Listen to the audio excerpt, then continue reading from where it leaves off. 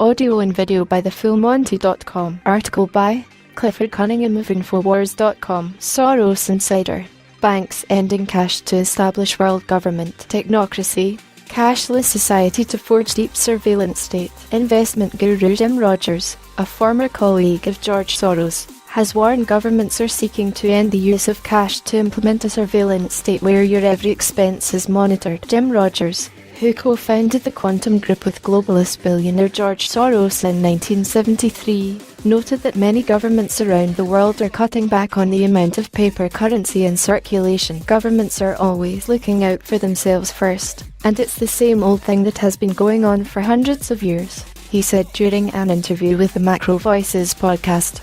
The Indians recently did the same thing.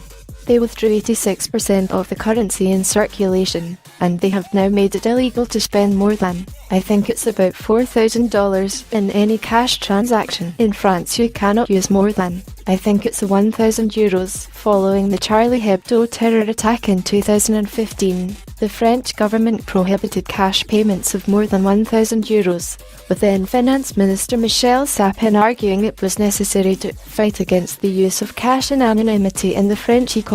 Indian Prime Minister Narendra Modi withdrew 500 and 1,000 rupee bills as legal tender, removing 86% of the country's currency bills from circulation. The European Commission recently issued a roadmap to implement severe restrictions in reporting requirements on the use of cash across the European Union, with the final goal of eliminating the use of cash altogether. Rogers warned the trend by governments to eliminate the use of cash for economic transactions is part of a larger effort by those governments to implement a surveillance state by directly monitoring the spending habits of its citizens. Many countries are already doing this, he said.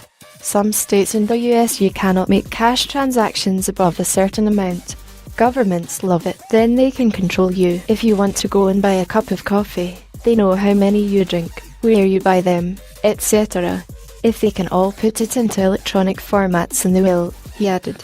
The world is all going electronic, despite assurances made by governments that the replacement of cash with a digital currency will make economic transactions easier. Rogers warned they are a distraction to cover up the elimination of basic freedoms. When it's done, the governments are going to be very, very happy. They are going to say they are doing it for our own good. This is not them. This is for our good, Rogers added.